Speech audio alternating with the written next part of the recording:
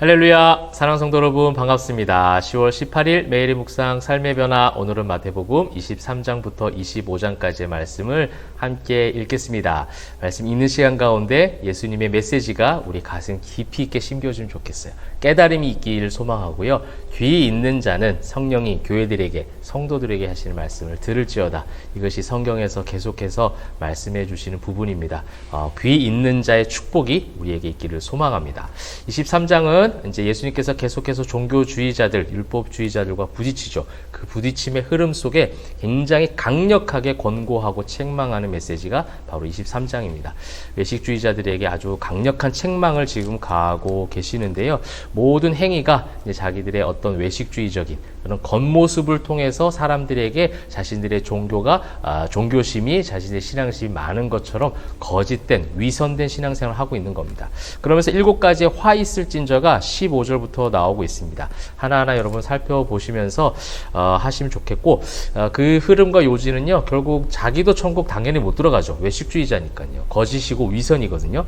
예수님을 통해서만 갈 수 있는데 종교적 행위로는 갈 수 없다라는 겁니다. 근데 예수가 없고 종교적 행위로 많은 사람들을 그냥 기만하고 위선을 떠는 것, 이것으로는 절대 천국 가지 못하는데, 이것 때문에 다른 사람에게도 피해를 줘서 같이 천국 못 들어가게 하고 있는 최악의 범죄를 너희는 저지르고 있다라는 겁니다. 그러면서 이제 제가 좀 봤던 것은 16절 보시면 누구든지 성전으로 맹세하면 아무 일 없거니와 성전의 금으로 맹세하면 지킬지라 하는도다. 그 다음에 또 17절 18절 너희 맹인들아 하면서 뭐라고 말씀하시냐면, 제단으로 맹세하면 아무 일 없거니와 그 위에 있는 예물로 맹세하면 지킬지라 하는도다. 그러니까 정말 그 성전, 그 제단, 아름다운 하나님과의 그 교통함이 이루어지는 그 부분들을 인간적인 세속화 시켜버렸다는 거죠. 그래서 그것이 종교주의가 되는 것이죠. 지금 이 시대의 교회 가운데 그런 걸 생각할 수 있잖아요. 너무 교회가 정치화되고 있고요. 교회가 너무나도 세속화되어져서 세상 사람들이 볼 때에 전혀 칭찬받지 못하는 교회 모습들이 바로 이 모습들이라는 거예요. 이게 이제 외식주의자들, 종교주의자들의 모습이고, 이 부분에서 예수님이 굉장히 강하게 화 있을진저를 외치고 계시는 거예요. 그래서 회칠한 무덤 같다라는 겁니다. 무덤의 내용물이 어떻게 해요? 무덤 안에는 죽은 사람 뼈와 그 더러운 것이 가득한데 겉만 페인트 칠을 그냥 회칠한 것처럼 깨끗하게 해놓았다고 해서 그것이 깨끗해지는 게 아니거든요. 너희는 지금 겉만 깨끗하게 하는 척하지 속에는 죽은 뼈가 가득한 더러운 무덤과도 같다라는 엄청나게 강력한 메시지를 지금 던져주고 계실 겁니다. 그러면서 예수님께서 처음으로 이제 독서를 이야기하십니다. 뱀들아, 독사의 새끼들아, 이렇게 얘기하고 계세요. 예수님이 이 외식을 너무 싫어하시는 거예요. 그죠? 여러분, 이것이 우리에게 들려진 책망이 되면 좋겠습니다. 책망으로 받아들여지면 좋겠고요. 이것을 통해서 회개하는 역사가 일어나면 좋겠어요. 우리도 그 화 있을진저의 그 내용 가운데 자유하지 못하는 부분들도 분명히 있으리라 생각됩니다. 근데 주님이 원하시는 거는 돌아오기를 원하시는 거예요. 그 회칠한 무덤같이 되지 말고요, 안에 깨끗하게 예수의 정결한 보혈로 깨끗하게 되기를 소망하고 있고, 그 다음에 우리의 교회 생활이 그냥 종교적 생활, 종교적 실천으로, 율법주의적으로, 외식으로 빠지지 않기를, 그냥 직분을 감당하는 의무감과 책임감으로 교회를 다니는 것이 아니라 정말 하나님과의 교통함 가운데 예배가 살아있고요, 그 예배가 일상 가운데 예배로 이어지고 있고, 그 다음에 또 함께 모여서 예배한 날을 고대하는 그러한 아름다운 신앙 공동체가 될 수 있다면, 아름다운 성전된 한 사람의 신앙인이 될 수 있다면, 그것을 우리 주님은 말씀을 통해서 기대하고 계실 겁니다. 말씀을 읽고 그런 변화가 있기를 소망합니다. 그래서 모든 이런 외식적인 것들, 그런 종교적인 것들, 이런 성전들이 다 무너질 것이라는 거예요. 그래서 이제 24장에 보시게 되면 종말적 예언이 나오고 있습니다. 2절에 보시면 너희가 이 모든 것을 보지 못하느냐? 내가 진실로 너에게 이르노니 돌 하나도 돌 위에 남지 않고 다 무너뜨리라. 이것은 성전의 파괴, 성전의 무너짐을 다시 한번 예언하는 거예요. 실제로 AD 70년 성전이 실제로 무너지는 그런 역사적 사건이 등장을 합니다. 그렇게 실제로 성전이 무너지는 역사적 사건을 예언하시는 거기도 하지만, 결국은 오늘 이 24장에 나오는 그때의 그 그날에라는 표현이 굉장히 많이 나와요. 이거는 구원사적 관점으로 보면 주님이 다시 오셔서 그렇게 재림하심으로 모든 이 땅의 것들이 다 끝이 나고 심판받을 그날이 있을 것이다라는 그런 구원사적 영적 메시지로 볼 수 있다는 것이죠. 여러분, 이것은 결국 여러분 선지서를 읽을 때 그 개념과 똑같은 겁니다. 선지서 읽을 때 선지자들을 통해서 남유다와 북이스라엘에 선포됐던 그 멸망에 대한 예고가 있었잖아요. 결국 바벨론에 의해서 멸망될 겁니다. 그래서 우리는 회개해야 됩니다. 근데 회개하지 않고 돌아오지 않아서 멸망을 경험하게 됩니다. 그런데 이제 또 선지자를 통해서 70년이 지나고 나면 하나님이 그날이 되면 우리의 모든 것들을 회복시키셔서 예루살렘 성전이 회복되고 예루살렘 성벽이 회복될 것이다. 이것이 역사적인 어떤 심판, 역사적인 회복, 이런 어떤 사건으로도 이야기가 되고 있지만 결국 구원에 대한 메시지인 거예요. 결국 마지막 때 예수님이 다시 오셨을 때 누가 구원받느냐라는 거예요. 너희가 세운 모든 성전들, 인간이 세운 모든 세속적인 것들 다 무너질 것이다. 그 무너지는 그때의 사인들을 잘 보라는 겁니다. 여러분, 지금 이스라엘과 그런 어떤 가자 지구의 전투가 지금 일어나고 있는 상황 가운데 있습니다. 그러면서 이제 요한계시록적 해석, 선지자적 해석을 가지고 말하는 분들이 꽤 있는 것 같아요. 여러분, 지금의 그 전쟁이 성경에 무엇을 예언한 것이다. 그 다음에 성경에서 어떠한 적그리스도의 인물들, 하나님의 백성들을 방해하는 어떤 인물들이 바로 이 사람이다 라고 지칭해서 해석해서 이야기하는 것, 굉장히 귀가 솔깃할 만큼 엄청난 유용한 정보인 것 같이 들려져서 끌려가는 경우가 참 많이 있습니다. 여러분, 그런 거는 별로 중요하지 않아요. 오늘 예수님께서 24장, 25장을 통해서 종말적 예언을 주시면서 주시고자 하는 하나님의 마음, 메시지는 무엇이냐면 42절이에요. 24장. 그러므로 깨어있으라. 어느 날에 너희 주가 임하는지 너희가 알지 못함이니라. 그것이 어떤 의미인지 우리는 다 알 수 없습니다.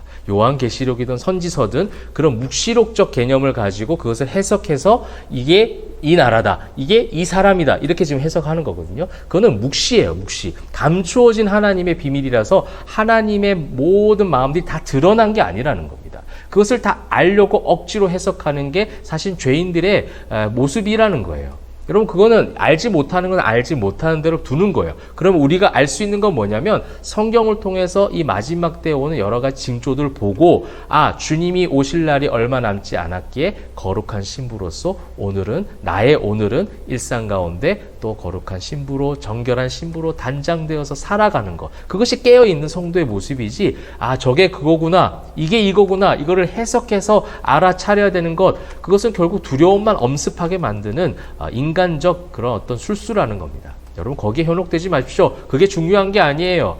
그것을 통해서 이단이 얼마나 많이 발생합니까? 성경에서 말씀하시는 것만 알면 되고요. 성경에서 가르쳐 주시는 것만 교훈 삼으면 되는 거예요. 깨어있는 것이 중요하다는 거예요. 그래서 44절, 이러므로 너희도 준비하고 있으라. 생각하지 않은 때 인자가 오리라. 주님이 다시 오시는 그때를 알지 못하니 오늘도 주의 사람으로 살아가리라. 왜냐하면 신랑 되신 예수를 맞이하는 그날은 우리에게는 축제의 날이잖아요. 그렇죠? 심판의 날이 아니라 우리에게 구원의 날입니다. 은혜의 날이라는 거예요. 그 은혜 날이 임할 때까지 그 은혜를 사모하면서 살아가는 것입니다.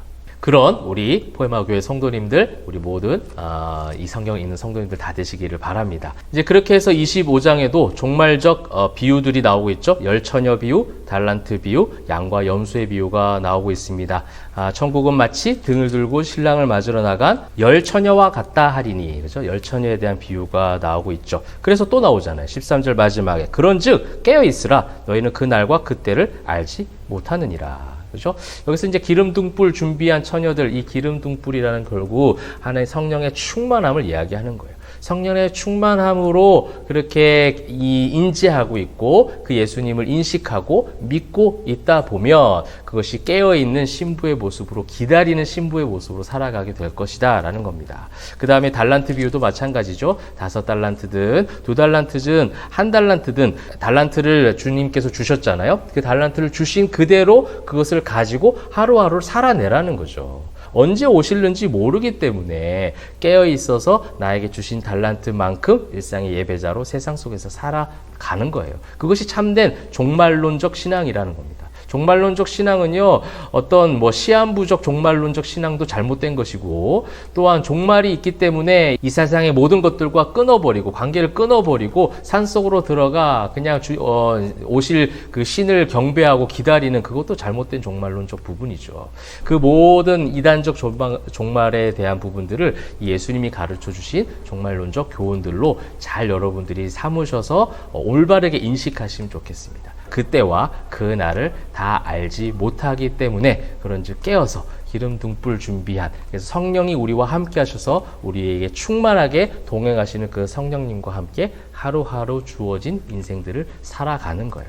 그렇게 잘 준비되고 잘 단장되다 보면 언젠가 그 날이 오는 겁니다. 은혜의 날이 오는 것이죠. 이제 그것이 이제 25장에 나와 있던 부분들이고, 그래서 이제 맨 마지막에 그들은 영벌에 의인들은 영생에 들어가리라. 그렇게 하나님께서 양과 염소의 비유를 통해서 그렇게 나누신다는 거예요. 그것을 우리는 인정하는 것이죠. 그리고 신앙인들은, 예수 믿는 자들은 그 가운데서 우리를 양이 되게 하시고 예수님 믿는 성도로서 택하여 주셨고, 청함을 받은 자들은 많지만 택한 자가 많이 없다 했잖아요. 근데 청함 받은 것으로 끝난 것이 아니라 그 청함을 받아들여서 택함 받은 백성으로서 예수님을 구주로 영접하고 믿고 고백하게 되었다라는 이 축복을 누리고 있는 이 복음의 자유를 누리라는 거예요. 이 복음에 대한 참된 행복을 누리라는 겁니다. 사랑하는 성도 여러분, 그래서 이번 남은 한 주간 예수님께서 가르쳐 주신 이 말씀, 오늘은 책망의 말씀이기도 하지만 외식주의자들, 율법주의자들에게는 책망의 말씀이지만 정말 크리스천들, 예수님 믿는 신앙인들에게는 얼마나 힘이 되는 말씀인지 몰라요. 얼마나 우리를 구원하시고자 하는 그 사랑의 마음이 담겨져 있는 메시지인가, 우리가 그렇게 좀 읽을 수 있을 것 같습니다. 그래서 그 복음 안에서 우리가 예수 믿는 하나님의 자녀가 되었다는 사실에 대한 기쁨과 행복으로 이번 일상 가운데 한 주를 보내시면 좋겠습니다. 그렇게 주님과 동행함이 주님이 다시 오시는 그날까지 기름 등불 준비한 성령의 충만한 단장된 신부들로서 한 걸음 한 걸음 기다리며 주어진 일상을 살아낼 때에 그 날이 올 줄 믿습니다. 그날의 승리의 날이 올 때까지 힘있게 달려가시는 저와 여러분 되시기를 주님의 이름으로 축복합니다. 기도하겠습니다. 사랑과 은혜가 풍성하신 하나님, 주님이 다시 오시는 그날까지 잘 준비된 신부들 되게 하여 주옵소서. 그분을 기다리는 모든 시간들이 우리에게 주어진 일상이라 생각하고 그 주어진 일상들 예수 믿는 자들로서 충분하게 잘 감당해낼 수 있도록 힘을 더하시고 동행하여 주시옵소서. 감사드리며 살아계신 예수 그리스도의 이름으로 기도합니다. 아멘.